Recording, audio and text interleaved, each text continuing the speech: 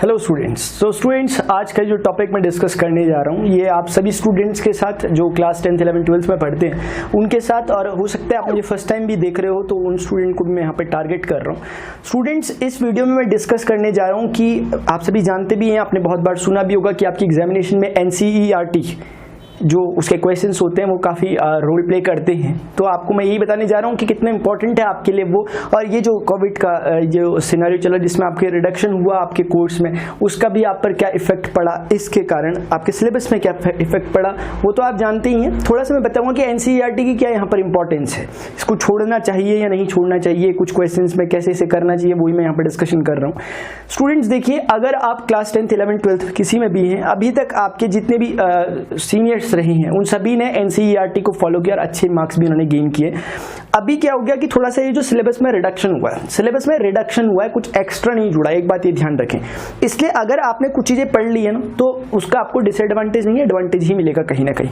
अगर आपने कुछ चीजें पहले से पढ़ ली हैं, अगर आपको पता चला कि ये सिलेबस से हट चुकी है, आपने रो एलिमेंट्री ऑपरेशंस पढ़ ली, आपने कुछ और पढ़ लिया, रॉलेस थ्योरम पढ़ ली, और आपको पता चल रहा है कि ये सिलेबस से हट गया, तो आपको घबराने की जरूरत नहीं है। आपने जो पढ़ा वो आपके काम आएगा। देखिए, मैं एक बात बताता हूँ आपको, स्टूडेंट दो तरह के हो सकते हैं मेरी नज़रों में। एक तो वो ना जो, और मुझे लगता है तीन तरह के। एक तो वो वाले जो अभी पढ़ेंगे ही नहीं, लास्ट में पढ़ेंगे, उन्हें कोई मतलब नहीं, सिलेबस चेंज हो या कुछ भी हो, उन्होंने लास्ट के 2-3 महीने में हिसाब किताब कर देना है। दूसरे स्टूडेंट वो होते हैं जो पूरे ईयर के लिए पढ़ते हैं, यानी कि पूरा ईयर में शुरुआत से तैयारी करते हैं। तीसरे स्टूडेंट भी हैं, लीजेंड्स कहते हैं उन्हें। वो स्टूडेंट वो वाले हैं जो एक ईयर के लिए नहीं, पूरे विजनरी हैं, यानी कि पूरा देखते हैं कि इस ईयर के बाद अगला जो ईयर आएगा, उसके बाद अगला जो ईयर आएगा, यानी उनकी पहले ही एक प्री प्लान्ड है, और वो जानते हैं कि जो हम पढ़ रहे हैं इसका यूज कहां पर आगे पे होने वाला है। वो सिर्फ अगर 12th क्लास में तो 12th के लिए नहीं पढ़ रहे, 11th में तो 11th के लिए नहीं पढ़ रहे, और 10th में तो 10th ही के लिए नहीं पढ़ रहे। 10th में है तो वो 12th को ध्यान में रखकर पढ़ रहे हैं, और अगर वो 12th में हैं तो आगे का अपना ग्रेजुएशन और उसके बाद भी आगे कि आगे उन्हें क्या करना है, किस फील्ड में उन्हें काम करना है, उसको ध्यान में रखकर भी पढ़ रहे हैं। ये विजनरी स्टूडेंट्स हैं, ऐसे स्टूडेंट आपको जरूर बनना चाहिए। देखिए, अगर आपका सिलेबस में रिडक्शन हुआ है, ये हम सभी जानते हैं कि ऑलमोस्ट 30% रिडक्शन हुआ, CBSE में हो चुका है, अदर स्टेट बोर्ड में भी धीरे धीरे हो रहा है, बहुत चांस है कि सभी में लगभग रिडक्शन हो ही जाएगा, क्योंकि आपको पता है इस तरह का सिनेरियो चल रहा है। अब इससे क्या फर्क पड़ेगा वो जरा समझें कि जब आगे अपनी नेक्स्ट क्लास में चले जाओगे, ये सब कुछ हट चुका होगा, जब पेंडेमिक हट चुका होगा, तो फिर सारा का सारा जो एजुकेशन सिस्टम है वो ट्रैक पे आने की कोशिश करेगा, और ऐसा नहीं होगा कि आपको जो सिलेबस रिड्यूस हुआ है उसमें फिर से कुछ ना कुछ एडअप होना स्टार्ट होगा, और एडअप कुछ अलग से नहीं होगा यही एडअप। देख, कभी अपने मन में क्या क्वेश्चन उठता है ना स्टूडेंट कि यही जो पुराना सिस्टम है अपना, जो ये सिलेबस बदल क्यों नहीं रहा।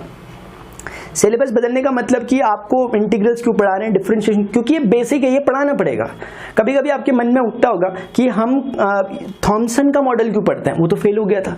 रदरफोर्ड का क्यों पढ़ते हैं, उसमें तो डिमेरिट्स आ गई थी कुछ, तो हम सीधे आगे के समरफील्ड मॉडल पे क्यों नहीं चले जाते, हम नील्स बोर को भी क्यों पढ़ते हैं। ये कभी कभी अपने मन में क्वेश्चन उठता होगा। रीजन ये है ना कि आगे जो जाकर आप मिस्टेक करो वो मिस्टेक्स पहले बताई जा रही है, सीक्वेंस से लाया जा रहा है कि थॉमसन ने ये सोचा, रदरफोर्ड ने ये सोचा, नील्स बोर ने ये सोचा, समरफील्ड यहाँ पर पहुंचे। उसके बाद लगातार आपको आगे बढ़ाया जाता है। बेसिक्स को कभी भी आपका अंडर एस्टिमेट नहीं किया जा सकता। आप जैसे साइंस स्टूडेंट्स के साथ है ना कि बेसिक हमने अगर हटा दिया तो आप किस पर अपनी बिल्डिंग खड़ी करोगे, फिर बुनियादी अगर हट जाएगी। इसीलिए आपको जो कुछ पढ़ाया जाता है वो नेसेसरी है। इसीलिए अभी अगर कुछ रिड्यूस हुआ भी है, आने वाले टाइम में फिर से वो एडअप हो जाएगा। उसका क्या होगा फिर, क्योंकि ना एक बात सुनो, अगर आप इसके बाद कंपटीशन की प्रिपरेशन कर रहे हो तो क्या वहां तो सिलेबस इतना रिडक्शन उनमें होने नहीं वाला, क्योंकि उनकी जानी ही ये सब टॉपिक्स हैं जो हट गए हैं। एक बात। दूसरी बात, अगर मान लिया आप कंपटीशन की प्रिपरेशन नहीं भी कर रहे तो आप 12th के बाद तो आगे पढ़ाई तो जारी रखोगे ना कि 12th तक ही पढ़ना है। 12th के बाद अगर आप करोगे तो चांसेस हैं कि आप BTech कर लोगे, BSc कर लोगे, या फिर वो दूसरी बात है अगर आप कुछ भी करो। अदरवाइज टेक्निकली आपको यही दो चीजें कर सकते हो आप, ठीक है ना। यानी आपके पास साइंस रहेगी। अगर 12th के बाद अगर आप साइंस में आगे स्टडी करते हो, अगर आप मैथ्स आगे पढ़ते हो, तो क्या होने वाला है, आगे ये जो टॉपिक्स रहते हैं ना 12th के बहुत से टॉपिक, ये आगे पे दोबारा से आते हैं, दोबारा से इनका एक्सपेंशन आता है। आप जैसे लीनियर अलजेब्रा, यानी कि जैसे आप ये पढ़ रहे हो, सेट्स पढ़ रहे होते हो आप, या फिर आप ये रिलेशंस एंड फंक्शन पढ़ रहे हो, तो आगे जाकर ये एब्स्ट्रैक्ट अलजेब्रा में ऐड होता है। अभी आप 3D पढ़ रहे हो तो वेक्टर पढ़ रहे हो तो आगे जाके एनालिटिकल ज्योमेट्री में ये फिट होता है। वेक्टर पढ़ रहे हो तो वेक्टर एनालिसिस में आता है। कॉम्प्लेक्स पढ़ रहे हो तो कॉम्प्लेक्स एनालिसिस में आता है। कुल मिलाकर मेरा कहने का मतलब है जो जो ये टॉपिक्स यहाँ पर है, इंटीग्रल्स पढ़ रहे हो, डिफरेंशिएशन पढ़ रहे हो ना, ये आगे जाकर पूरा एक डिफरेंशियल कैलकुलस करके एक बुक बनती है आपकी। अगर आप 12th क्लास में डिफरेंशियल इक्वेशन आपका चैप्टर नंबर 9 पूरी इस पर एक बुक बनती है आगे जाकर। लीनियर प्रोग्रामिंग पढ़ लो, इस पे पूरी बुक बनती है आगे जाकर। तो ये कोई भी ऐसे टॉपिक है ही नहीं जो अंडर एस्टिमेट किए जा सकते हैं। अगर अभी किसी कारण से, क्योंकि कुछ मजबूरियां नहीं है वो सब आप जानते हैं, जिसके कारण आपका सिलेबस में रिडक्शन हुआ है, ये मजबूरियां हमेशा तो नहीं रहने वाली, क्योंकि हम पीछे तो नहीं जा सकते ना। हाँ, इस बार इस कारण से गए कि बच्चों पे प्रेशर ना पड़े, लेकिन आगे जाकर धीरे धीरे टॉपिक्स दोबारा आ जाएंगे, है ना। 12th में भले ही आप नहीं रहोगे, लेकिन जब भी आप आगे जाओगे तो आपको पढ़ने तो पड़ेंगे। उस समय प्रॉब्लम ना हो, उसके लिए अभी इन टॉपिक्स को थोड़ा सा ध्यान देते हुए आपको बढ़ना चाहिए आगे। और बिल्कुल ये नहीं सोच लेना चाहिए कि जो टॉपिक्स हट गए तो हट गए अब हमेशा के लिए, या आपको आगे मिलने ही मिलने। तो आप पर है कि इस पूरे साल का यूटिलाइज आप कैसे करते हो। तो इसीलिए मैं कह रहा हूँ कि जो NCERT के आपके पूरी बुक है, देखो सिलेबस रिड्यूस हुआ है, उस चीज को एक साइड में रखो, वो आपकी एग्जामिनेशन पॉइंट ऑफ व्यू के लिए सही है कि सिलेबस रिडक्शन जो हुआ है उसके अकॉर्डिंग आप पढ़ो। लेकिन अगर इन्फॉर्मेशन पर्पस के लिए आप पढ़ रहे हो तो आपको एक अपनी सेपरेट बुक NCERT को रखना चाहिए कि इसका मुझे हर एक क्वेश्चन करना है टाइम निकाल के कैसे भी करके, क्योंकि आगे काम आएगा। Students, there is a saying, education is not a destination, it is a journey. तो एजुकेशन क्योंकि डेस्टिनेशन नहीं है, तो आपको क्या मतलब कि एग्जाम में क्या आ रहा है क्या नहीं, आपको तो जो आया है उस जर्नी का मजा लेते हुए चलना है आगे।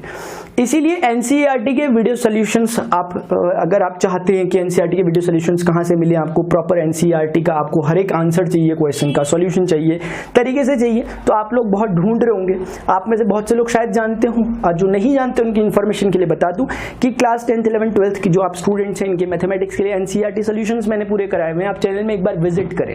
11th का चल रहा है, 10th का थोड़ा कम हुआ है, 12th का पूरा NCERT सॉल्यूशंस है, 11th का चल रहा है 50% तक आपके NCERT सॉल्यूशंस मैं दे चुका हूँ, वीडियो सॉल्यूशंस।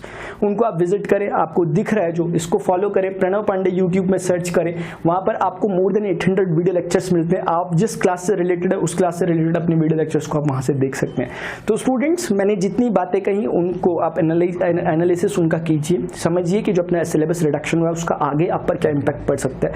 आपको चीजों को छोड़ते भी नहीं चलना, वैसे ही टाइम अपने पास कम है, आपको जितना टाइम आपके पास बचा है उस टाइम में चीजों को यूटिलाइज करते हुए आगे बढ़ना है। स्टूडेंट्स, अगर आपको ये सेशन इंपॉर्टेंट लगा, इन्फॉर्मेटिव लगा, तो इस वीडियो को जरूर लाइक करें, स्टूडेंट्स के साथ जरूर से शेयर करें। वीडियो के डिस्क्रिप्शन में जाकर भी देख लें आपके लायक वहां पर कौन कौन से वीडियो, और अदरवाइज एटलीस्ट एक बार चैनल में विजिट जरूर करें और चैनल को सब्सक्राइब जरूर करें और बेल आइकन को जरूर प्रेस करें, ताकि वीडियो लेक्चर्स आपके पास पहुंचते रहें और कहीं इस वीडियो के बाद कहीं आप खो ना जाओ या मैं ना खो जाऊं आपके लिए। इसीलिए आपको चैनल को जरूर सब्सक्राइब करना चाहिए। स्टूडेंट्स, फिलहाल अभी के लिए इतना ही, मिलता हूं नेक्स्ट लेक्चर में। Till then good bye, see you, take care.